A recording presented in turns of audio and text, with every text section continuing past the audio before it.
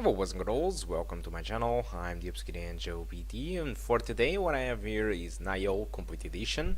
So Nioh Complete Edition was developed by the team Ninja and it is using their in-house engine. Okay, so this is the graphic settings you can configure. Render resolution, it stands for a resolution scaling. Shadows, you can pick between low, medium, high or off. The low shadows are more demanding than the median. I don't know why, but I should just suggest you to use the median settings. You can cap the frame rate to 60 or 30s, and you have all these options over here, like a bit of occlusion, camera motion blur, and dynamic reflection. So for targeting 30 frames per second, that's exactly the settings that I recommend you. Go with the render resolution high with all the stuff enabled. And if you want to go with a more consistent 30 frames per second, I recommend you to use the render resolution on median, shadows on median, enable all that kind of stuff like ambient occlusion, camera motion blur and dynamic reflections. Okay, so I started to try to target 60 frames per second, and the only solution for me it was using the render resolution on median. You can still use median shadows if you want, but disable the rest of the stuff.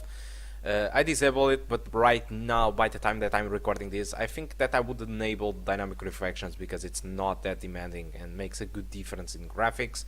Overall, just don't enable ambient occlusion, and if you want a really consistent 60 frames per second experience, just disable shadows, okay? So, for this video I will repeat the same steps more and less on this video because I wanted to show you the difference between playing with a 30 frames per second cap and playing with a 60 frames per second cap. But first let me show you the results that I got. So with the low settings and the render resolution on high, what do I get was an average of 39 with the 1% low of 28, so there was a couple of drops here and there if you ask me.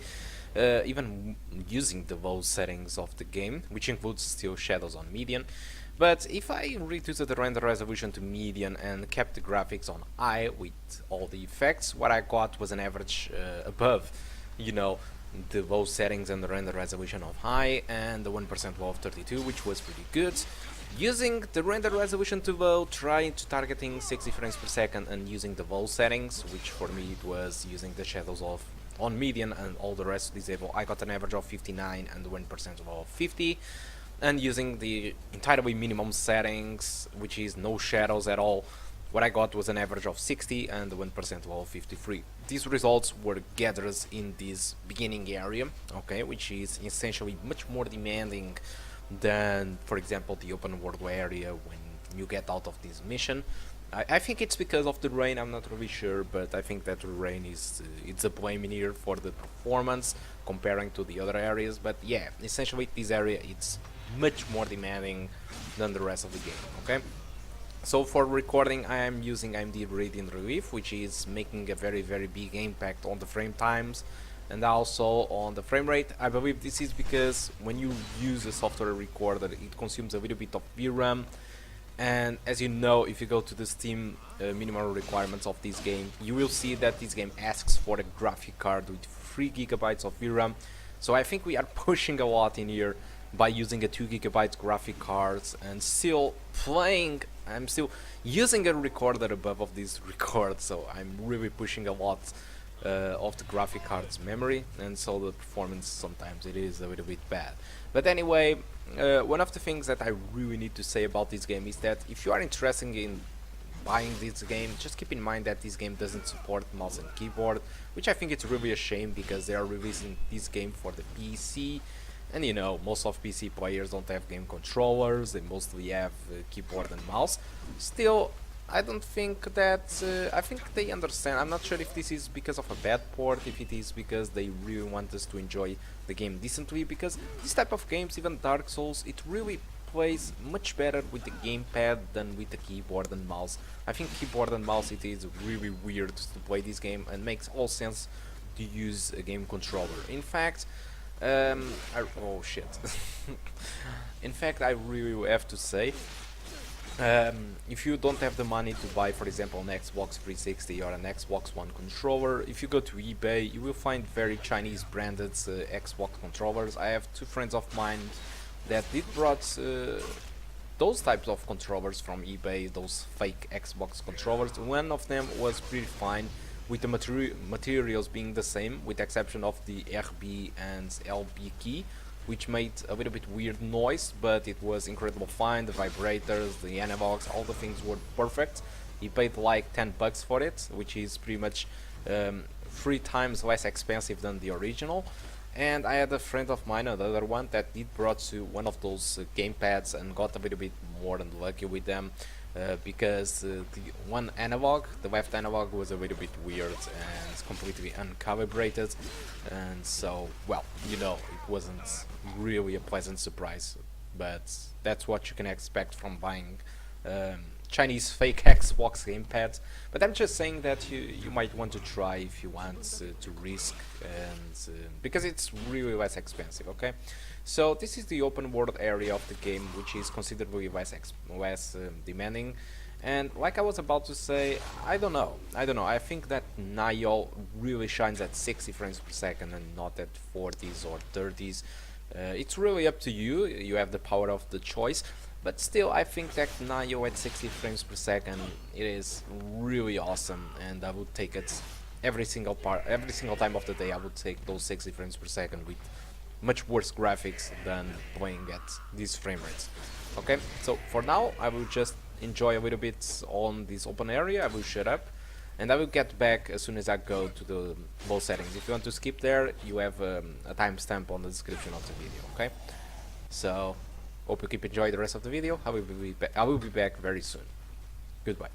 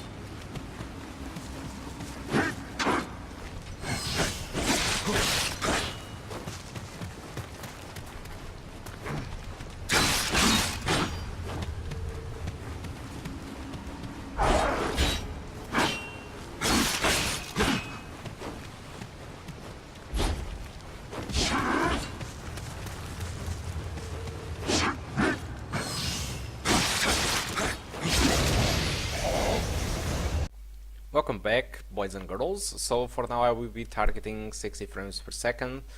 So I will be using the minimum settings, no shadows, render resolution set to low, no effects whatsoever.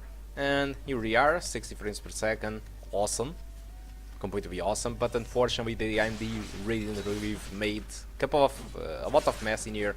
So you can see that the frame rate is dropping to 50s. There are some areas that even drop to 40s. I can assure you that this don't really happens without recording. So I think it's like I said before, we are pushing a little bit out of this because of the VRAM. You know, I'm recording above of this. I don't have any VRAM left, so I think I'm pushing a lot.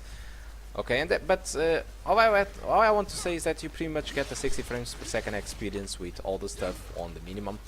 But I don't know, I think this beginning area, it is much more demanding than the rest of it, and the rest of the areas, it might feel a little bit dull to play with all the settings on the minimum, especially because of the lack of shadows. So I just made an experience when I finished this level. When I started the open world, for example, I decided to test for myself the game with the shadows on median, and I decided to use dynamic reflections, and the performance was still at 60 frames per second with rare drops, although when I got back to this mission with those settings, the frame rate, it was unfortunately around the 50s and the 60s, or did drop much more often than without shadows. So all I have to say is I don't know how the game will be demanding or not in the future levels, but I played for a couple of hours on the beginning of the game, I mean on the open world, and I didn't found any part of the game as much demanding as this first sequence. So probably if I would start to play this game right now, I would still use shadows on median, low render resolution and dynamic reflections. Dynamic reflections because it's not really that demanding and makes a nice difference in graphics. So despite I'm here showing you the game with absolute minimum, I would truly go with shadows on median. I would raise the shadows to median, and I would use without a doubt the dynamic reflections and still use low render resolution. Okay, so it is different than what I'm testing in here, but I would use it. I know that this first area would be running pretty much between the 50s and the 60s, but the open world area, it is just stable 60 frames per second, and you get the shadows and dynamic reflections, which is very nice. So for the people complaining about the optimization, yeah, it's true, this game it's bad optimized, but it's not a thing that it's exclusive to the PC version. I'm not sure if you saw the video about this game on Digital Foundry, but it seems that, for example, the PlayStation 4, which is more on the basic PC, runs the game always at 720p. Okay, on the action mode, if you want to get those 60 frames per second, like I'm running, they run the game at 720p. And I think there are a lot of effects are missing, and still there are some areas where the game still drops in the 60s. So I think that it's not really bad optimized on the PC, because we are pretty much getting the same experience as the consoles in here by using the low render resolution. I assume that we are using 720p resolution. It is very noticeable that we are using lower resolutions. The PS4 Pro runs at much better resolution, like with the 60 frames per second, but yeah, PS4 and 1080p, it's really weird. And sometimes if the action goes really demanding, it can even drop to 720p. So can you imagine a PlayStation 4 Pro dropping 720p to play this game at 60 frames per second? Well, there you go. This is the experience that consoles do get with this game. So I don't think that it's the PC version that it is bad optimized. I think the overall game it is bad optimized. I don't think that is a thing that is specific to PC. I think the entire game it's a shame in its optimization, and I think this is really common for most Japanese developers. I'm not talking about Capcom, for example, but I'm talking about a lot of Japanese developers that usually don't have good graphics on their games, and sometimes they are really demanding.